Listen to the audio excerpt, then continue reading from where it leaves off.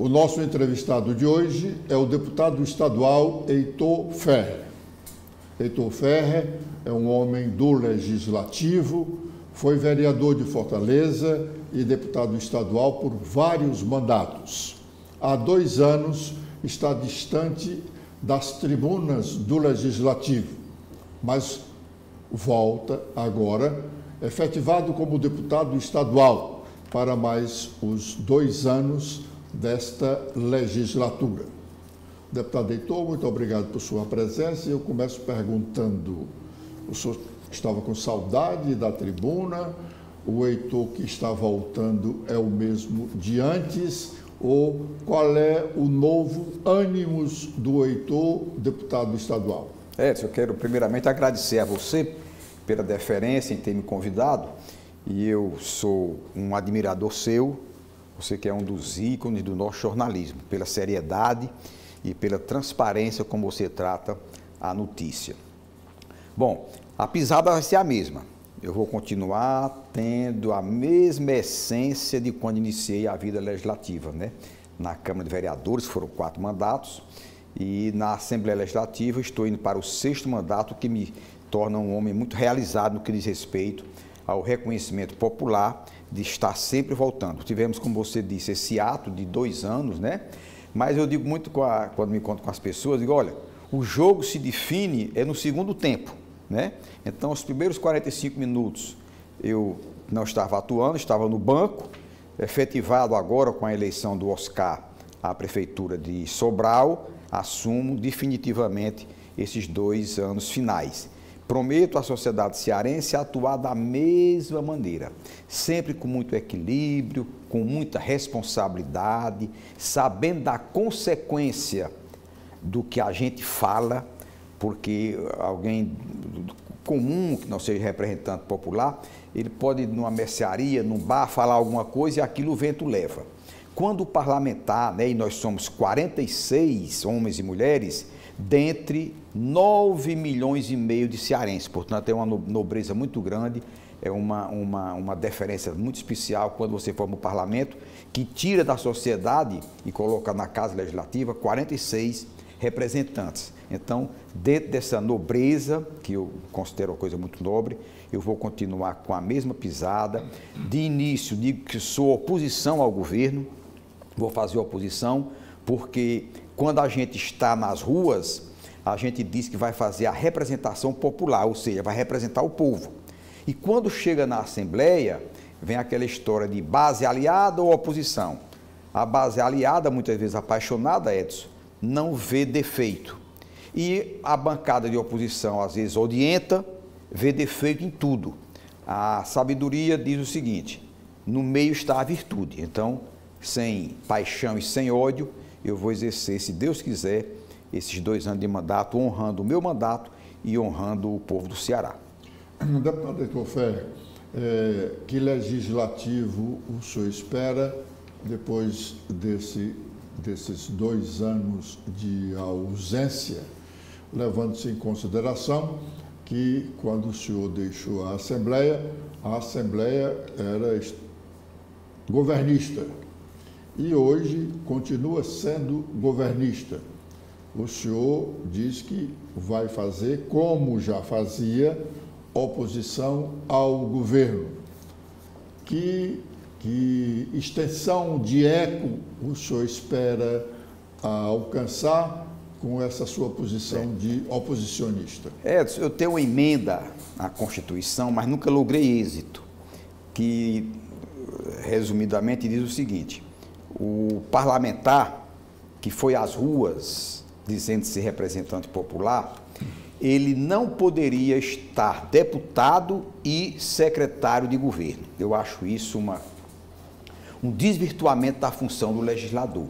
Quando a gente está nas ruas, que vai representar a sociedade numa futura Assembleia Legislativa, quando você chega como deputado e o governo lhe tira para auxiliá-lo como secretário, ele deixou de ser representante do povo e passou a ser representante do governo. Ou seja, ele deixou, na verdade, de cumprir o que ele prometeu em campanha eleitoral. Então, essa minha emenda diz o seguinte: o deputado estadual não pode deixar o mandato para ser secretário de governo. Você vê, por exemplo, aqui no governo Eumano, eu já perdi o número de quantos deputados foram chamados para auxiliar o governo nas secretarias para que suplentes assumam, né? Então, essa minha emenda eu já faz algum tempo que está lá, está na gaveta, não vou lograr êxito nunca. Porque a essência da Assembleia deva ser o quê? Fiscalizar e legislar, essa é a essência. Fiscalizar todos os atos de governo, sem paixão e sem ódio, com muita coerência e com a responsabilidade de atender a coletividade, atender a sociedade. O que é que eu vejo na Assembleia hoje? A mesmice de sempre. Já com a eleição do Oscar, eu passei a assistir mais às sessões a partir de outubro e vi, por exemplo, essa uma coisa que é comum e que eu acho inadmissível. Final de ano, começa aquela avalanche de projetos das mensagens governamentais, mensagens complicadas, mensagens sérias, complexas, e você vê uma mensagem do governo, e aí eu digo governo porque tanto faz ter sido Camilo, Cid, Lúcio, Eumano, né? Eles encaminham aquelas matérias que são lidas às 11 horas do dia e até às 14 horas aquela matéria já foi aprovada pelo parlamento sem qualquer discussão, às vezes nas próprias comissões temáticas. Ora, uma lei, ela tem que ser maturada, a sociedade tem que ter conhecimento de que existe um projeto de lei ou uma mensagem governamental na casa do povo. Esse povo tem que saber dessas leis, tem que maturar o que é que vai ser aprovado, até para que possa se manifestar. E o que é que acontece com a Assembleia? A mesmice de sempre. No final do ano, se tem uma avalanche de mensagens governamentais e que são aprovadas todas com regime de urgência, né? E as emendas não prosperam, os deputados querem colocar uma emenda, nem tempo tem para isso, porque não tem conhecimento da intimidade do projeto. Portanto, a Assembleia ela tem que melhorar muito ainda para atender à demanda popular. Diante desse quadro que o senhor ressalta na Assembleia, é possível se dizer que o deputado que está chegando já se mostra frustrado com a realidade que se lhe apresenta? É como eu disse, ela continua na mesmice que sempre me frustrou. E o que acontece quando a gente não está lá é que você nada pode dizer. Apenas a gente aceita ver da televisão, ver a transmissão pela própria TV Assembleia, onde alguns ainda gritam: olha, essa matéria eu não vou votar a favor porque não tive conhecimento, é uma matéria complexa, mas o governo, com a base larga que tem, termina fazendo prevalecer o seu desejo, né? E as matérias são aprovadas. Portanto, é uma frustração que nós temos como parlamentar e a falta de conhecimento daquilo que vai ser aprovado, vai para o ordenamento jurídico do Estado, a sociedade sequer tomou conhecimento. Deputado, aproveitando essa sua descrição, eu pergunto ao senhor, como é que o deputado pode, representante do povo, do eleitorado do Estado, 9 milhões e tantos de habitantes, 6 milhões e meio, 7 milhões, talvez cheguemos a 2026 com esse número de eleitores, como é que ele pode dizer: olha, eu sou representante realmente do povo, mas o ano tem 365 dias e os deputados, por exemplo, no ano de 2024 trabalharam 99 dias. É uma coisa que... Que representação ele pode realmente exercer? Quando a Assembleia, Edson, e aí eu acho que o erro básico do parlamento brasileiro, eu acho que até mundial, se divide entre base governista ou base de apoio e oposição, descaracteriza muito a vida do parlamento, né? Se nesses 90 dias, você disse que efetivamente... 99 sessões, né? A demanda social, a demanda popular, os problemas que a sociedade enfrenta, eles tivessem sido minimamente resolvidos e as demandas tivessem sido atendidas, era para se bater palma. O grande problema é neste vácuo, neste ato que se tem, nesse espaço, onde o parlamento, e isso não é o parlamento cearense só, é o parlamento como um todo, o parlamento termina frustrando a representação popular, porque, como o próprio nome diz, o parlamentar, o representante popular, obviamente por essa conjunção de forças de governo e sociedade, governo e oposição, esse parlamento termina não entregando aquilo que a sociedade tanto almeja, né? Que são saúde, educação e segurança pública. São os 3 pilares éticos. Você acompanha política há muito tempo, né? Trabalha na imprensa há muito tempo. Esses 3 pilares dos discursos governamentais são os que mais falham: a saúde, a educação e a segurança. E são exatamente as 3 áreas onde a sociedade mais apresenta demandas, porque são nelas que estão as maiores frustrações. Você vê, por exemplo, no estado do Ceará, a saúde pública em que nível está. A segurança pública, que hoje nós estamos vivenciando, um dos períodos mais violentos que o estado do Ceará presencia. O governo Elmano está voltando a ser o mesmo governo sírio no que diz violência, no que diz número de homicídios por ano. Portanto, essa demanda, o governo termina não entregando à sociedade que tanto espera soluções. Deputado Heitor Ferre, o senhor, em alguns momentos, teve que recorrer à justiça ou outros meios fora do próprio parlamento para fazer valer suas teses. Por exemplo, quando o senhor, depois de uma grande luta, acabou com as licenças graciosas dos deputados, licenças graciosas, daquelas que o deputado dizia que estava doente, quando realmente não estava, e tinha a conivência de um profissional da medicina. Por sinal, colega seu, né? O senhor é médico. E o senhor lutou contra isso e acabou vencendo. Hoje, nós temos vários deputados de licença na Assembleia para permitir o ingresso de suplentes amigos ou aliados do governo, e todas essas licenças são para tratamento de assuntos particulares. Não são licenças realmente graciosas, embora acabem sendo graciosas, porque o Poder Legislativo encontra uma saída de beneficiar o deputado que pede licença. A licença para tratamento de interesses particulares, o deputado oficialmente não recebe nada da Assembleia, enquanto que na licença para tratamento de saúde, ele recebe tudo. Ele recebe tudo. Quem sai recebe, quem entra recebe. Exatamente. Mas aí não fora o papel da imprensa, quando naquele final de ano, no apagar das luzes, no apagar das luzes, 6 deputados estaduais entraram de licença médica para 6 suplentes assumirem, né? E aí, como você estava dizendo, os 6 que entram recebem.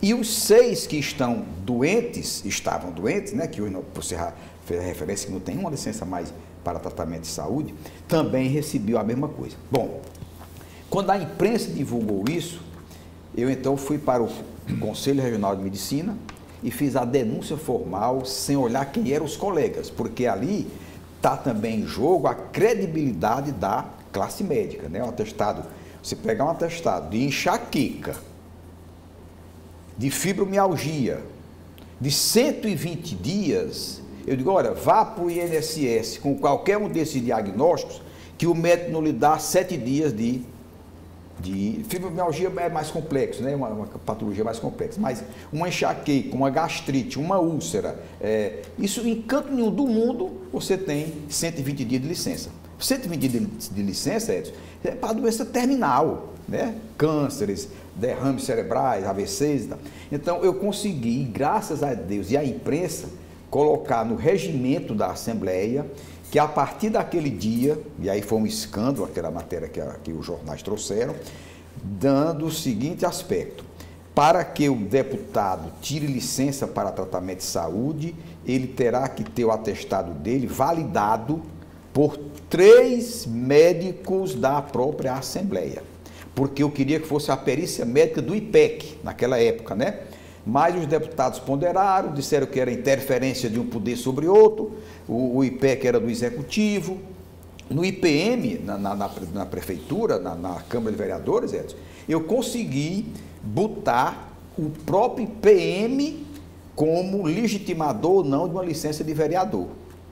É muito mais difícil, mas mesmo assim não existe mais deputado tirando licença. Por que é mais difícil o médico do serviço público, do extinto IPEC, do IPM, dar uma licença graciosa e um outro colega... Porque lá na Assembleia você tem médico do poder, né? Você tem médico do poder legislativo. Isso não seria mais fácil para se conseguir uma licença graciosa com o médico do poder, que ele está ali, podendo sofrer a influência... Seria mais fácil. Mas mesmo assim, ninguém consegue 3 assinaturas com a graciosidade de um diagnóstico que não existe.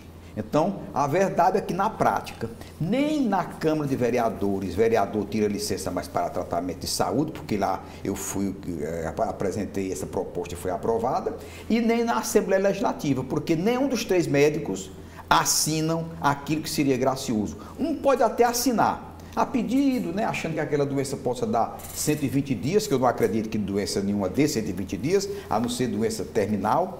O fato é que, na prática, hoje não tem mais deputado de licença para tratamento de saúde. Quem quiser tirar a licença médica, a licença para dar oportunidade ao suplente, terá que sair do seu mandato pelos 4 meses que o regimento estabelece. O senhor já conseguiu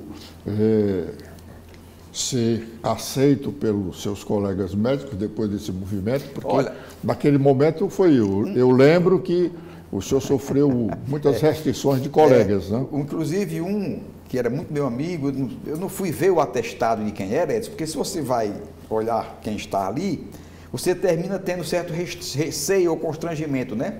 Eu peguei os 6 atestados médicos que estavam lá nas licenças e encaminhei para o Conselho Regional de Medicina. O fato é que aquilo valeu como alerta, né?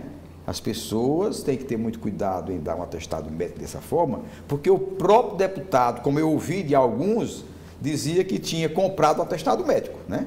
E que eu não acredito que um médico se sirva, talvez se beneficie. O exagero dele, né? O médico não vai se beneficiar, nem vai fazer esse tipo de conduta. Mas o senhor fez referência aí ao trabalho da imprensa para contribuir com essa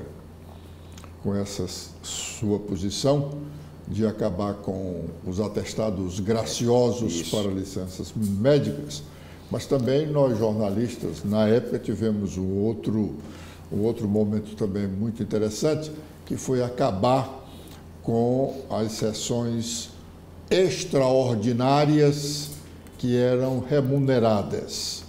Eu tinha dia que a sessão ordinária demorava 10 minutos e se convocava... Eram os famosos jetons. Exatamente, 5 sessões extraordinárias para aquele mesmo dia. E aí nós fizemos realmente um trabalho e que se acabou hoje. A Assembleia, no ano de 2024, fez apenas 99 sessões ordinárias. A Assembleia só faz sessão ordinária de terça a quinta, terça, quarta e quinta-feira. Não trabalha na segunda nem na sexta. Mas ela fez um número bem maior de sessões extraordinárias que não são mais remuneradas. Eu ouvi de alguns deputados exatamente reclamando, esses jornalistas não tem o que fazer, ficam contando as sessões extraordinárias. Se não fosse o papel e a boa vontade do jornalismo, do jornalista, da imprensa, nós ainda hoje teríamos o auxílio paletó. Você lembra bem que o auxílio paletó era o 13º salário, aí tinha o 14º salário, que era uma ajuda de custo, e tinha o 15º, que Aliás, era o auxílio paletó. Eu tira consegui... o 01, né? Que é o 01, que era logo no início da legislatura. Então, eu consegui acabar isso na Câmara de Vereadores pelos idos de 96. A presidência era do Zé Maria Couto, né? Depois, por um escândalo nacional, que o Congresso Nacional fez convocações extraordinárias e terminou não fazendo uma sessão para poder remunerar os deputados. Então, o escândalo foi tão grande que, por conta disso, esse auxílio paletó, que é o 13º, 14º e 15º salário, o 14º e o 15º foram extintos, né? Ou seja, esticaram demais a baladeira e terminou perdendo essa premiação natalina, né? Deputado, o senhor fez referências aí à situação ruim da saúde, da segurança e de outros setores da administração pública estadual. O governo do estado está anunciando a inauguração do hospital da Universidade Estadual do Ceará, que deveria, pelo anúncio feito, vários anúncios feitos pelo ex-governador Camilo Santana, deveria ter sido inaugurado no fim do ano de 2022. O governo Elmano está anunciando agora que vai abrir as portas do hospital no próximo mês, em fevereiro. De fato, o hospital está pronto, equipado, já há algum tempo. Mas eu fiz um comentário recente aqui no nossa participação no primeiro bloco de notícias da manhã, dizendo que o hospital não seria inaugurado agora em fevereiro. Não por petulância, mas porque a experiência nos mostra isso, tomando como exemplo hospitais bem menores aqui no interior do estado, construído pelo próprio Poder Executivo Estadual, que só vieram a funcionar plenamente 5 anos depois. Em governo seguinte, né? Exatamente, governo seguinte, 5 anos depois da sua pseudo-inauguração. E eu disse isso com base numa observação feita por um ex-secretário da área de finanças do Estado, que ele dizia, olha, construir o hospital é fácil. O Estado tem recursos para construir hospitais. O Estado não tem recursos para manter o hospital funcionando plenamente. Segundo ele, um hospital, o custo da obra é equivalente a 1 ano de funcionamento do hospital. Cada ano que ele funcione, ele consome o valor da construção. E hoje a saúde pública no Brasil é praticamente toda financiada pelo SUS, né? Sistema Único de Saúde. E esses recursos do SUS são recursos finitos. E a distribuição dele não é feita ao bel prazer do chefe do Executivo Nacional. A lei estabelece critérios para a distribuição. O que o senhor espera do Hospital da UES? Olha, é uma grande obra, existe uma ansiedade muito grande de todos nós médicos pela entrega do hospital, que vai ser um hospital de ensino, né, hospital universitário. O grande problema já é o que você fala, o custeio desse hospital. Mas a nós vai a seguinte afirmação, não nos importa, tem que ter recurso. O governo tem que complementar o recurso, que o SUS, como você mesmo falou, é finito. Ele tem limites, obviamente, para atender todos os estados da federação e aqueles estados mais populosos, eles recebem mais. Pois bem, o que está havendo aí, Edson, é uma informação, não vou dizer mentirosa para não ser agressivo, né? Mas quando o governo diz que vai dar 500 leitos, há uma mentira oficial. Por quê? Porque ele vai fechar o César Calles, que lá são 200 e poucos leitos, e agora criou a insanidade de fechar o antigo hospital da Polícia Militar, o HPM, que hoje é conhecido como Hospital José Martiniano de Alencar, que tem uma produtividade maior do que o próprio Hospital Geral de Fortaleza. Então, são 75 leitos que serão desativados de um hospital chamado Hospital José Martiniano de Alencar e quase 300 leitos, 275 leitos do Hospital César Carlos. Se você somar os dois, vai dar exatamente quase o que o governo vai criar, né? Então, o senhor está dizendo que o homem comum lá no interior dos nossos sertões, sim, diz, é trocar égua por animal fêmea. É, égua por besta, né? Quando você fecha 75 leitos e vai compensar nos 500 que você iria criar, 500 leitos, já diminui 75, que é do HPM, do antigo Hospital da Polícia Militar, que o governador, não sei qual o convencimento que o governador Eumano de Freitas teve e que vai adiante com essa ideia de dar esse hospital novamente para a Polícia Militar, quando eles têm todos os hospitais disponíveis pelo próprio ISEC, que é o Instituto de Saúde do Estado do Ceará. Os militares contribuem para ter atendimento nas redes conveniadas. Então, devolver isso para a polícia, Edson, é criar orçamento novo para o Estado, que ele vai ter que dar todo mês 3,5 milhões de reais para que o hospital possa funcionar. E você fechar a César Carlos, já vai diminuir desses 500 leitos, os leitos do Hospital César Carlos, que é um hospital que é equidistante a todos, que é lá no centro da cidade, né? Então, nós defendemos que se inaugure o hospital da UES, é um grande equipamento, né? Como foram os hospitais regionais.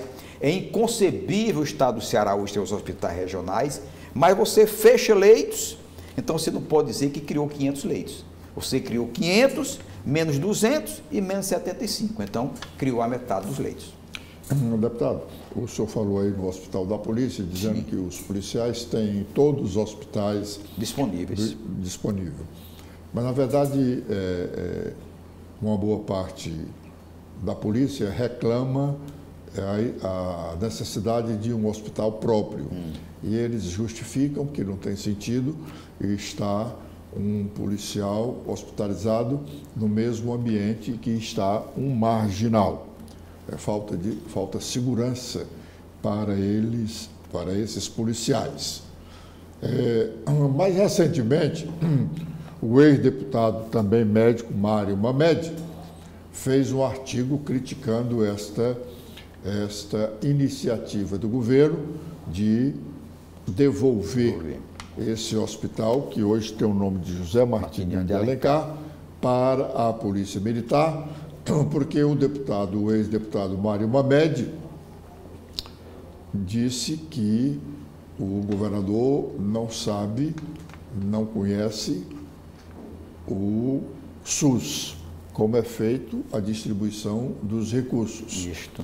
E esse hospital não teria recursos suficientes. Não terá para a sua manutenção. Mas não discorda, como muita gente também não discorda, de que a polícia precisa realmente de ter o seu equipamento próprio para evitar essa situação de um policial estar hospitalizado no mesmo espaço de um marginal.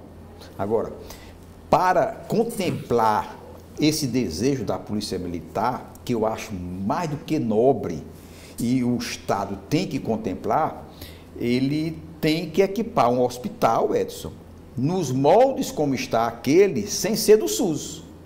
Porque quando você vai atender uma categoria própria, você deixa de ser SUS para ser da corporação, para ser do orçamento do Estado.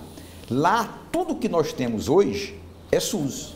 Os profissionais todos e os equipamentos todos foram via SUS e não podem ser entregues à polícia. Ou seja, eu acho mais do que justo e legítimo, estou disposto a contribuir com ideias, né, e com meu apoio irrestrito, que o militar tenha toda essa proteção.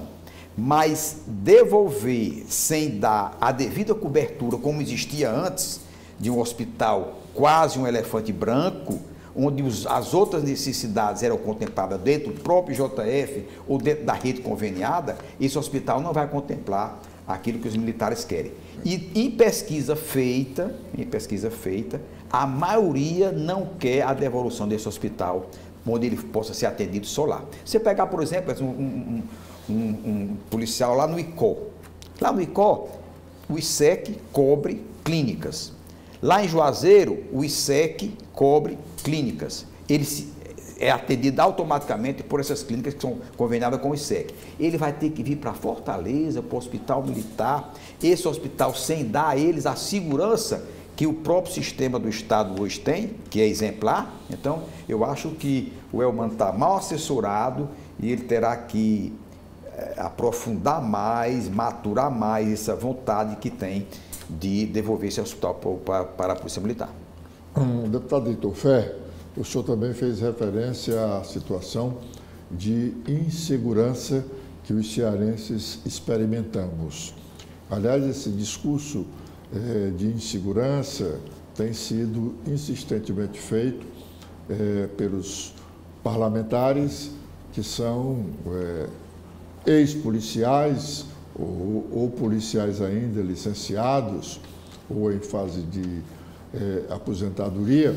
Eles fazem constantemente esse discurso.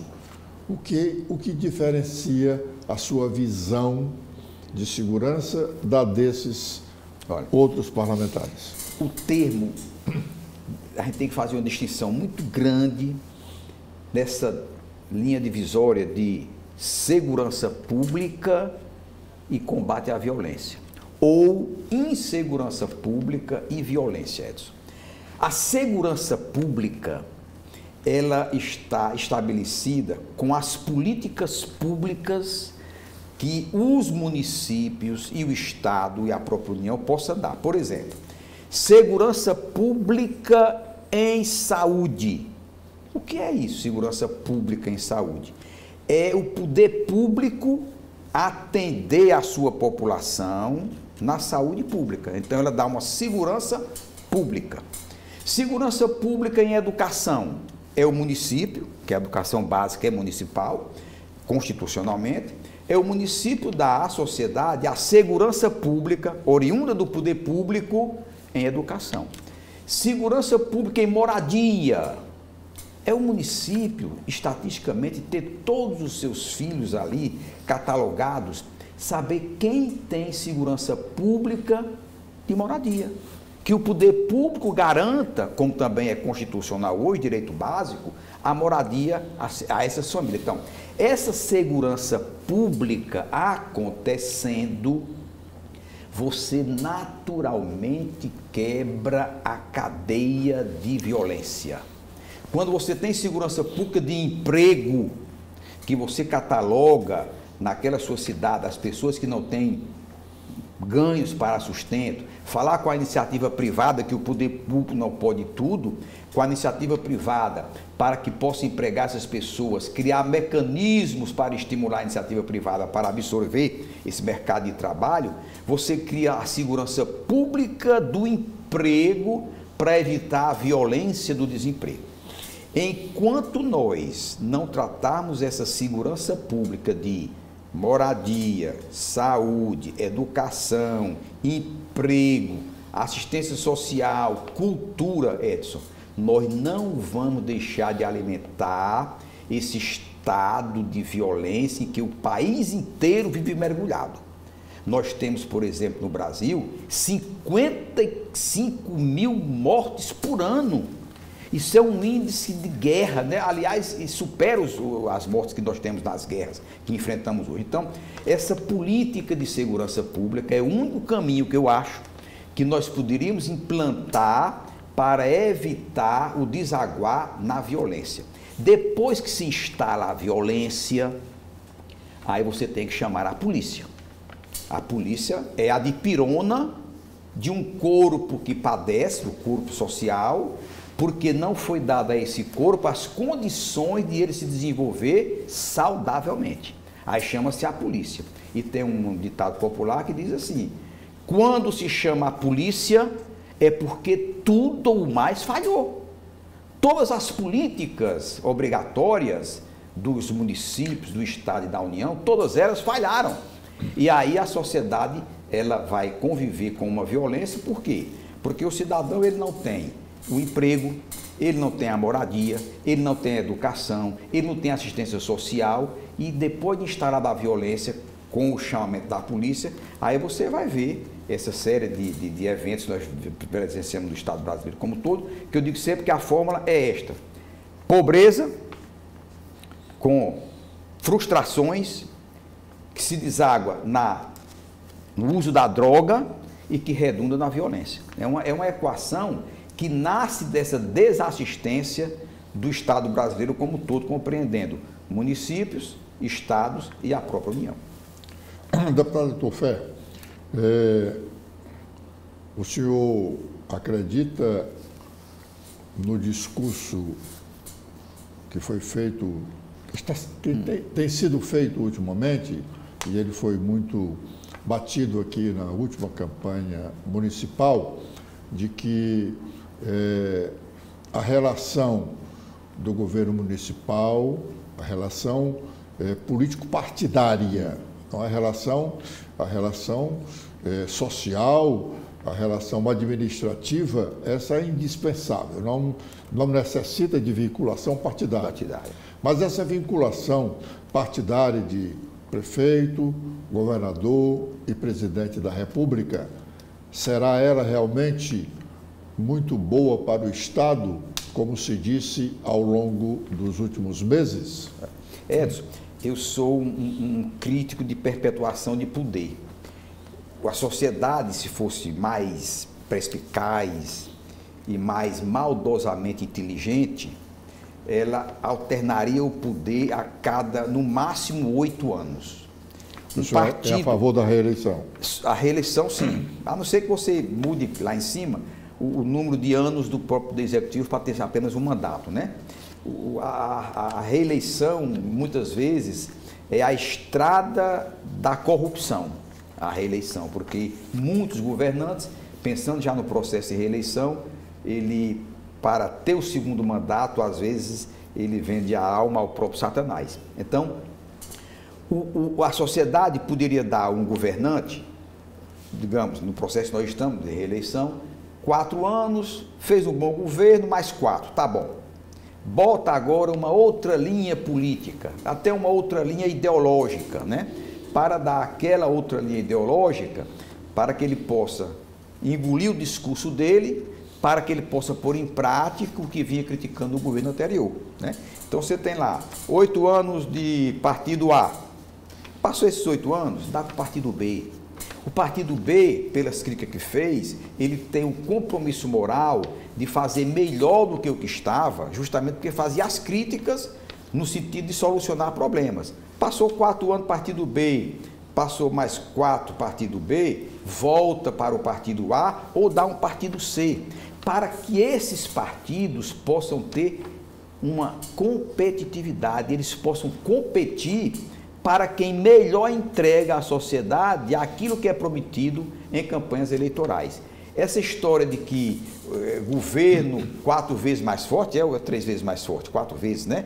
Porque é governo estadual, 3 vezes mais forte, né? Mas aí tem as lideranças, que é 4 vezes mais forte, porque era Elmano, Evandro, Elmano, Camilo e Lula, né? Então o Ceará 4 vezes mais forte, porque tem 4 lideranças que, obviamente, Edson, que você acompanha bem política, eu tiro pelas emendas lá da Assembleia Legislativa que nós temos, quando o deputado não é alinhado ao governo, essas emendas para serem liberadas, porque não são obrigatórias, é um problema seríssimo quando são liberadas, né? E eu tenho aqui a grata satisfação de dizer que todas as minhas emendas eu encaminho para o Tribunal de Contas do Estado fazer o acompanhamento da execução de todas elas. Faço o requerimento pela Comissão de Fiscalização e Controle, apresento o projeto que o prefeito me apresentou e mando para a Comissão de Fiscalização e Controle, que aprova o requerimento para que o Tribunal de Contas acompanhe aquela obra específica da emenda do deputado Heitor Ferrer, para evitar, né, que até que se comente coisas espúrias, como se comenta, né, em alguns outros parlamentares federais que faz uso das emendas de maneira irregular. Então, essa talvez fosse a mais inteligente fórmula da sociedade receber aquilo que ela tanto almeja, mudando a cada, no máximo, 8 anos, a linha política dos seus governantes, para que eles pudessem engolir o discurso dele e dar à sociedade a demanda tão exigida.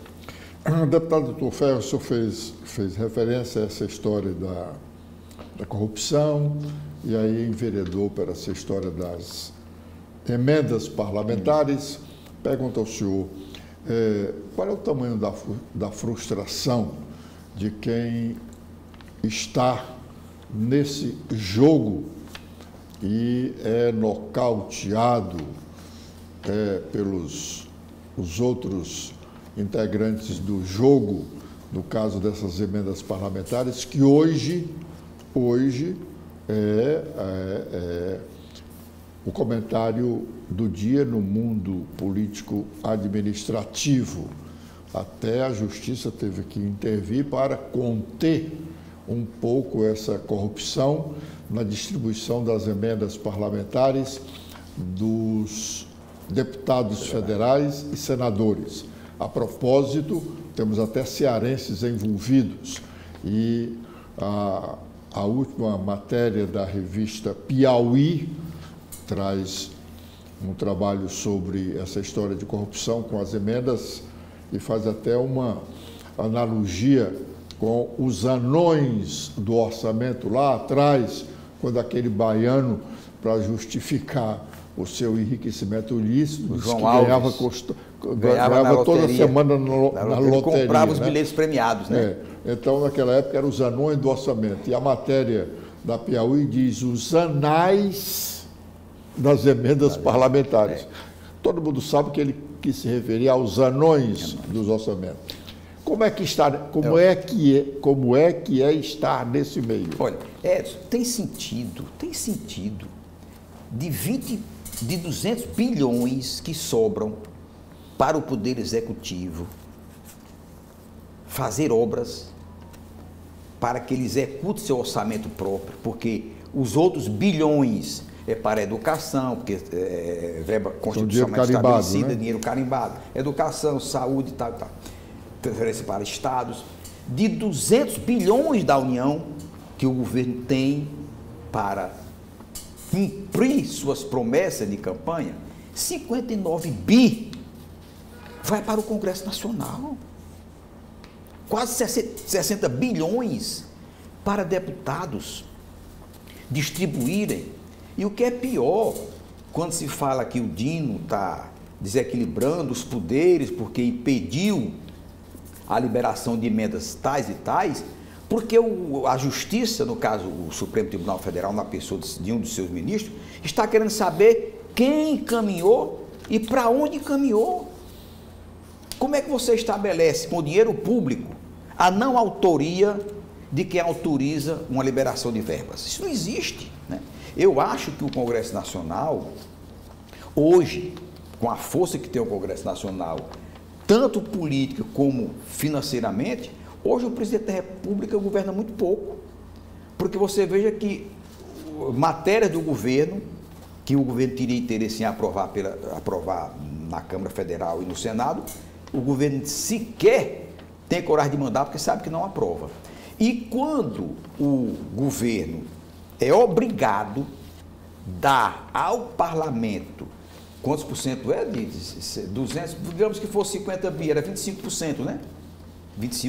50 bi seria 25% dos 200 bilhões, ou seja, é um fortalecimento que se faz muito grande de uma casa legislativa, quando a sua função não é essa. A função do legislador não é execução de obras. A função do legislador é colocar no orçamento, que aí sim deva ser impositivo, para que o governo execute, independente da linha política daquele parlamentar, se ele é de oposição ou se ele é de situação, se ele é da base ou se é contra, para que o governo se obrigue naquele ano a cumprir aquele orçamento, com aquilo que o parlamento, através do convencimento, aprovou, mas dá aos deputados o direito de encaminhar recursos como se o executivo fosse sem ter qualquer responsabilidade sobre a execução da obra, isso eu acho uma degeneração, uma falta de... a função legislativa é uma disfunção. É uma disfunção do poder legislativo. Ele não está como legislativo para execução de obras como se executivo fosse.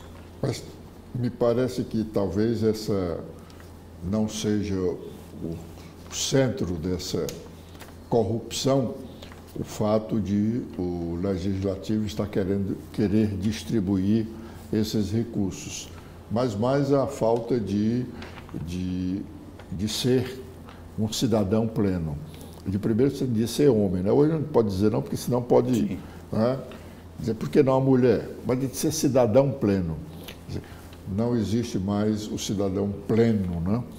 Porque eu sou a de se lembrar que quando o senhor entrou na política, não se falava tanto em corrupção quanto se fala hoje.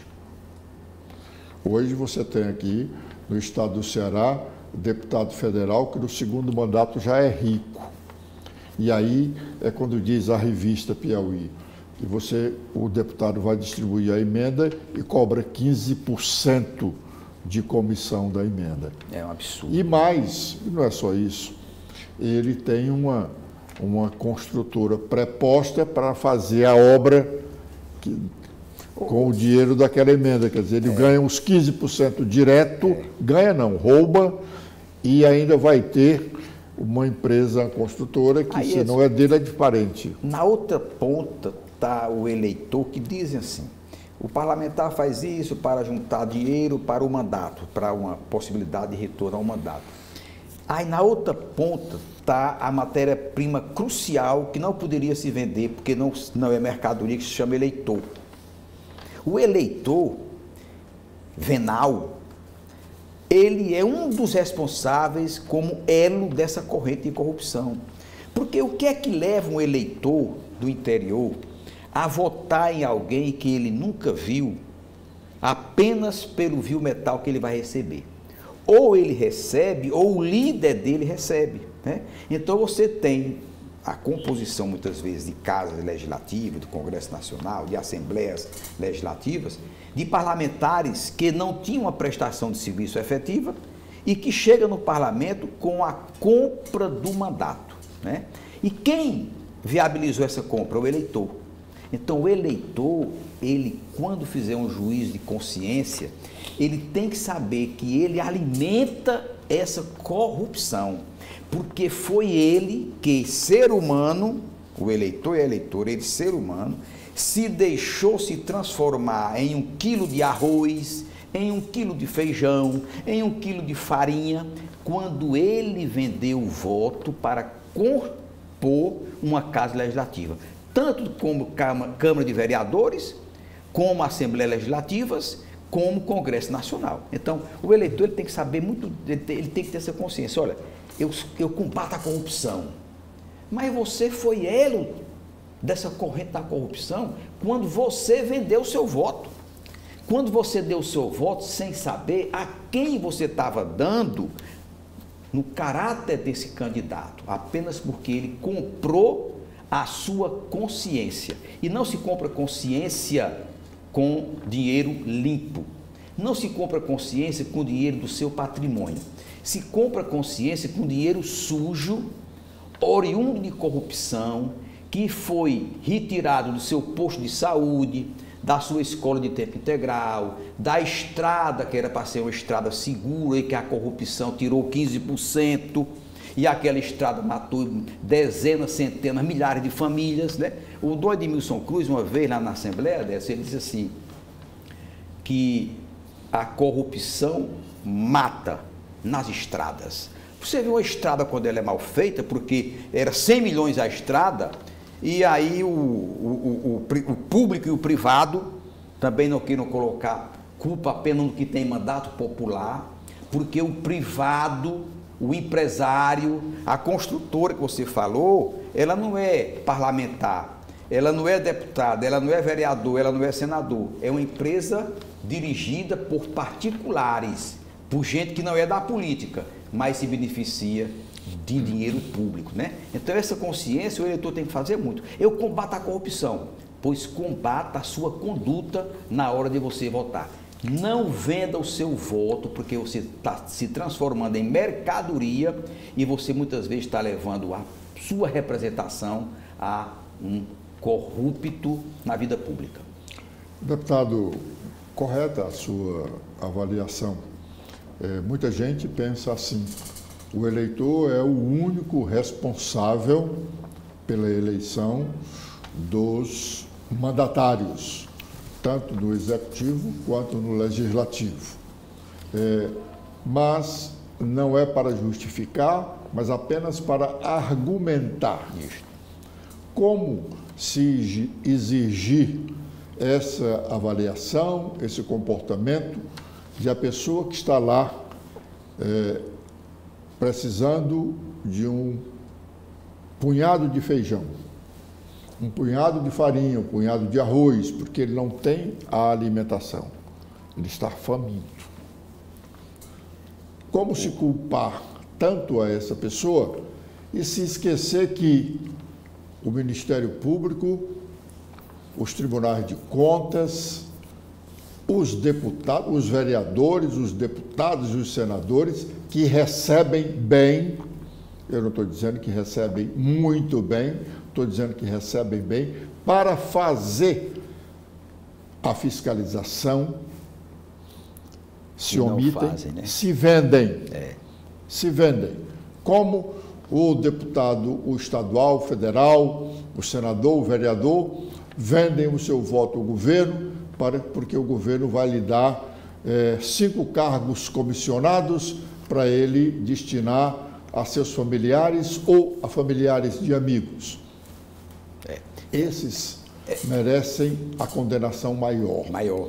Se o eleitor deva ser condenado, sim, mas o que vende o seu voto lá no parlamento, o que se omite de cumprir a sua missão no Ministério Público, nos tribunais de contas, nos órgãos que são obrigados a exercerem o controle externo das contas públicas. A palavra é sua. Aí cai no seguinte, lá em Lavras tinha uma chamada Semana Universitária dos Lavrenses, chamada Lavras da Mangabeira, né? Terra do deputado Eunício Oliveira e do senhor também, né? Nós temos as nossas... Mas tivemos outros nomes lá, não é? Sim, muito. Vicente Ferro, Augusto Lima, seu tio, Almi Pinto, que foi um homem muito ligado ao governo de César Carlos. Foi da Casa Civil. Então, lá em Lavras, a Semana Universitária, esse grupo de universitários foram aqui a um deputado federal.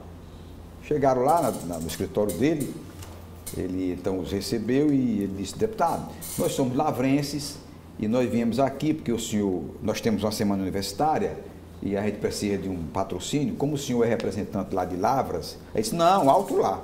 Eu não sou representante de sua terra, Lavras da Mangabeira. Não, o senhor tirou, naquela época era menos votos, né? O senhor tirou 1.500 votos em Lavras. Não, eu comprei os 1.500 votos.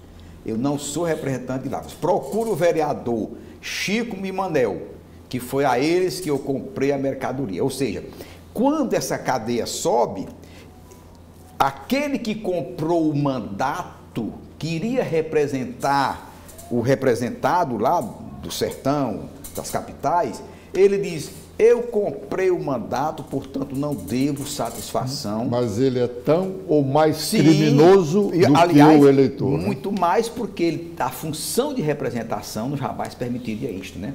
Então, essa cadeia tem vários componentes, né? E quando você fala do cidadão que muitas vezes precisa de 1 quilo de feijão e por conta desse quilo de feijão ele se vende, eu um dia estava lá em Lavras, fazendo meu Cooperzinho na praça, porque quando eu chego lá eu faço meu Cooper. Aí me encontrei com um cidadão... Mas você não faz o Cooper com o deputado Daniel Oliveira não lá, né? Eu corro mais, Daniel corre menos. O deputado Daniel Oliveira é de Lavras da Mangabeira e o Dandam, muito meu amigo, muito querido. Então, eu passei por um cidadão e ele estava entregue lá uma outra ala política. E eu disse assim: mas fulano, você agora está com Beltrano? Aí ele foi assim: doutor, a necessidade avacalha o homem. Eu não esqueci isto. Porque, cada você disse, a necessidade daquele homem honrado, ele teve que se entregar a um líder outro, porque a necessidade o obrigou. Então ele se sente avacalhado. Ele disse, olha, deputado, Heitor, a necessidade avacalha o homem. Ele disse isso, e se conteve, ele baixou o rosto diante do comportamento que ele teve que ter. Mas é como você diz, a necessidade do quilo de feijão. Não se justifica. Não deveria termos pessoas, cidadãos, cidadãs, necessitando de um punhado de feijão para se alimentar naquele dia e, em razão disso, se vender. Essa pessoa a que o senhor se refere se sentia humilhado em fazer o relato. Que baixou o rosto. No entanto, o deputado que comprou os votos estava lá, leve e fagueiro, dizendo, não tem nada com lavras, eu comprei os votos. Ainda tem a coragem de dizer que comprou. E aí o Ministério Público Eleitoral não viu que ele comprou os votos para impedir o mandato dele. Esse mundo da compra é difícil muitas vezes de mas não é possível. Agora, a prova maior disso é o voto flutuante, né? Quando você tira no município de Icó. Deputado Heitor Ferre, agora mesmo, o deputado Júnior Mano, deputado federal, que foi eleito pelo PL e hoje é do PSB, foi investigado em 90 dias, não mais do que isso, por conta de uma denúncia da ex-prefeita de Canidé, Rosário Ximenes, denunciou ao Ministério Público que o Júnior Mano estava com uma equipe distribuindo dinheiro, comprando votos para eleger vereadores e prefeitos em aproximadamente 50 municípios do Ceará. Eu vi a matéria. Imediatamente a Polícia Federal fez um inquérito, comprovou. O prefeito lá de Choró Limão, que foi eleito com a compra desses votos, ainda hoje está foragido, porque tem uma decisão judicial para prendê-lo preventivamente, e o deputado Júnior Mano anda aí escondido, pedindo que os prefeitos e os vereadores que foram beneficiados com os votos do dinheiro que ele distribuiu, das emendas parlamentares, mandem mensagens para os ministros do Supremo Tribunal Federal, dizendo que ele é um homem honesto, representa bem ao Estado do Ceará. É muito descaramento. O deputado, o senhor, agora, nesse novo mandato, deve abraçar essa causa e dizer que não é tão difícil assim do Ministério Público comprovar a compra de votos. É verdade. Foi comprovado essas daí. Instituições, Edson, nós esperamos que elas entreguem mais também, né? O Poder Judiciário é a instância final de cidadania e se for um Poder Judiciário mais forte, mais compromissado, nós teríamos muito como barrar a corrupção no Brasil.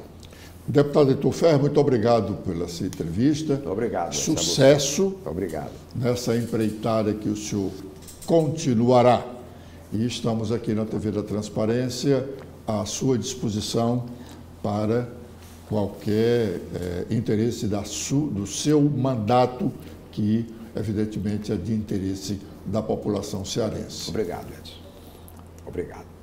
Obrigado.